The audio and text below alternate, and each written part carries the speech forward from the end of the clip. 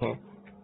Exercise 4.2 के question number 2 की जानी चलते हैं। क्वेश्चन नंबर 2 है factorise each of the following expression. तो यहाँ पे हमारे पास एक एक्सप्रेशन है x+1, x+2, x+3 and x+4+1। तो ये देखेंगे चार फैक्टर हमारे पास मौजूद हैं, जबकि इस +1 की वजह से ये जो है वो फैक्टराइज नहीं है। ठीक है, तो इसको हमें फैक्टराइज करने के लिए एक स्पेसिफिक तरीकेकार है जो अपनाना है, वो ये है कि इन फैक्टर्स में देखें कि वो कौन कौन से नंबर्स हैं जिनको प्लस करने से आंसर सेम आता है। ठीक है, देखिए अगर हम इसका 1 और 2 ऐड करें तो हमारे पास 3 आता है, और इसका 3 और 4 ऐड करें तो 7 आता है।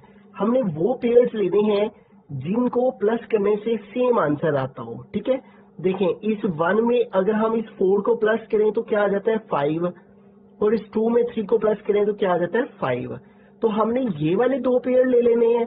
ठीक है, यानी x+1 को हमने x+4 के साथ लिख लेना है। ठीक है, और जबकि ये जो x+2 है इसको x+3 के साथ लिख लेना है। ठीक है, ऐसा क्यों किया है हमने? क्योंकि इनके जो हमारे पास कांस्टेंट वैल्यूज हैं इनको ऐड करने से सेम आंसर आता है। ठीक है, 1+4 5 और 2+3 5। तो हमने वो वाले पेयर्स को एक साथ लिखना है जिनके कांस्टेंट वैल्यूज को ऐड करने से सेम आंसर आता हो। ठीक है, इन दोनों को नहीं हम लिख सकते। ठीक है, क्योंकि इनको ऐड करने से 3 आता है, इन दोनों को ऐड करने से 7 आता है। तो हमने वो वाले पेयर्स ले लेने हैं जिनके कांस्टेंट को ऐड करने से सेम आंसर आता हो। आगे ये +1 वैसे का वैसे ही लिख लेना है। ठीक है, अब इन दोनों वैल्यूज को हम मल्टीप्लाई करेंगे। ठीक है, पहले इस x को इन दोनों वैल्यू से मल्टीप्लाई करेंगे। x को x के साथ मल्टीप्लाई किया तो x², और फिर x को 4 के साथ मल्टीप्लाई किया तो 4x। ठीक है, तो x की इन दोनों के साथ मल्टीप्लीकेशन हो गई। अब 1 की करेंगे। 1 को x के साथ किया तो x1 x, प्लस 1 को 4 से मल्टीप्लाई किया तो 4 1 4, इस तरह से। ठीक है, पहले x को इस ब्रैकेट के साथ मल्टीप्लाई किया, ये दो आंसर, फिर +1 को इन दोनों से मल्टीप्लाई किया तो ये दो आंसर। अब इसी तरह इस x को पहले इन दोनों से मल्टीप्लाई करेंगे। x को x से मल्टीप्लाई किया x², फिर प्लस x को 3 से मल्टीप्लाई किया तो 3x। ठीक है, फिर उस 2 को इन दोनों से मल्टीप्लाई करेंगे। 2 को x से मल्टीप्लाई किया तो 2x, और प्लस 2 को 3 से मल्टीप्लाई किया 2 3 6। आगे ये जो +1 है ये वैसे का वैसे ही आ जाएगा। अब यहाँ पे देखेंगे x² वैसे का आ गया, ये 4x है और ये 1x है, इन दोनों को प्लस किया तो 5x हो गया, आगे आ गया 4। ठीक है, उसके बाद है x² प्लस ये 3x है, ये 2x है, इन दोनों को भी प्लस करेंगे, 3 और 2 5x हो जाएंगे, +6 आ गया और +1 आ गया। ठीक है, अब इन दोनों फैक्टर्स में देखें x² प्लस 5x इधर भी है और x² प्लस 5x इधर भी है।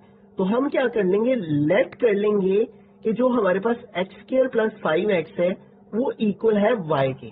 ठीक है, जो वैल्यू दोनों हमारे पास फैक्टर में सेम आ रही हैं उसको हम लेट कर लेंगे y के इक्वल। अब इस सारे की जगह भी हम y लिख लेंगे, प्लस आ गया 4। ठीक है, और इधर भी इस सारे की जगह हमने y लिख लेना है। ठीक है, क्योंकि ये सारा इक्वल है y के, तो इस सारे की जगह y आ गया, आगे आ गया +6 और आगे आ गया +1। ठीक है, अब इसको फर्दर सोल्व करते हैं। तो अब पहले y को हम इन दोनों से मल्टीप्लाई करेंगे, तो y को y के साथ मल्टीप्लाई किया y², फिर प्लस y को 6 के साथ मल्टीप्लाई किया तो 6y। ठीक है, अब 4 को इन दोनों से मल्टीप्लाई करेंगे, तो 4 को y से मल्टीप्लाई किया तो 4y, और प्लस 4 को 6 से मल्टीप्लाई करेंगे तो 4 6 24, और आगे आ गया +1। ठीक है, तो अब हमें क्या करना है, ये y² वैसे का वैसे ही लिखा हमने, प्लस 6y और 4y दोनों को प्लस किया तो 6 और 4 10y, प्लस 24 में 1 प्लस किया तो 25।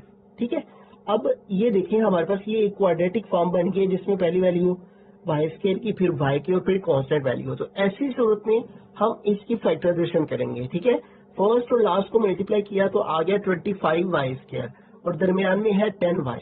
तो अब हमें ऐसे दो नंबर चाहिए जिनको मल्टीप्लाई करने से 25 आता हो और उन्हीं दो को प्लस करें तो 10 आता हो। तो देखिए 5 को 5 से मल्टीप्लाई करें तो 25 आ जाता है, और 5 में 5 प्लस करें तो 10 आ जाता है। ठीक है, तो इस मिडिल टर्म को हम ब्रेक करके इसकी जगह 5y और 5y लिखेंगे। ठीक है, इन दोनों को मल्टीप्लाई करने से मल्टीप्लाई वाला आंसर आ जाता है और इन दोनों को प्लस करने से दरमियान वाली वैल्यू 10y आ जाती है। और फर्स्ट और लास्ट वैल्यू को हम वैसे का वैसे लिख लेंगे, ठीक है। अब देखिए इन दोनों वैल्यू में क्या कॉमन है, y कॉमन है, तो इन दोनों से y कॉमन लिया, इधर y की पावर 2 है, हमने एक y की पावर कॉमन ले ली, एक बाकी रह गई, प्लस इधर से y कॉमन आ गया हुआ है, बाकी 5 रह गया, ठीक है। प्लस 5y और 25 में देखें 5 और 25 दोनों 5 के लेवल पर डिवाइड होता है, तो 5 दोनों में कॉमन आ गया, इधर से 5 कॉमन आ गया, बाकी रह गया y, प्लस 25 से 5 कॉमन लिए तो बाकी 5 रह जाएंगे, ठीक है। कैसे पता चला, 25 को 5 पे डिवाइड किया तो बाकी 5 आ गए। अब y प्लस 5 और y प्लस 5 ये इन दोनों में कॉमन है, ठीक है, तो इसको कॉमन ले लिया तो आ गया y प्लस 5 और दूसरी वैल्यू क्या बाकी रहेगी, y प्लस 5, ठीक है। तो अब यहाँ पे देखिए हमारे पास ये दो फैक्टर आ गए हैं, y प्लस 5 और y प्लस 5, ठीक है। अब हमने क्या किया था, लेट किया था एक्स स्क्वायर प्लस 5x को y के इक्वल, तो अब y की जगह दोबारा हम इसको पुट कर देंगे एक्स स्क्वायर प्लस 5x को, ठीक है। तो हम यहाँ पे लिखेंगे put y is equal to x square plus 5x, ठीक है। y को जिसके साथ हमने जिस वैल्यू को y के इक्वल लेट किया था उस वैल्यू को दोबारा y की जगह पे लिख देंगे, ठीक है।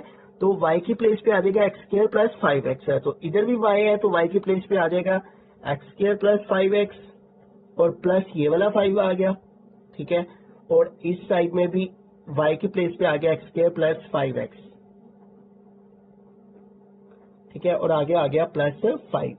अब यहाँ पे देखें ये दोनों वैल्यूज सेम है, x square plus 5x plus 5, x square plus 5x plus 5, ठीक है। तो जब दोनों वैल्यूज सेम है, जैसे x को x से मल्टीप्लाई करें तो बेस सेम हो तो पावर प्लस हो जाती है, ठीक है, 1 + 1 2 हो जाती है। बिल्कुल इसी तरह से देखें ये दोनों वैल्यूज सेम है और मल्टीप्लीकेशन हो रही है तो इनकी पावर ऐड होके इसके ऊपर स्क्वायर आ जाएगा, x square plus 5x plus 5 whole square. तो ये हमारा फाइनल आंसर आएगा, ठीक है।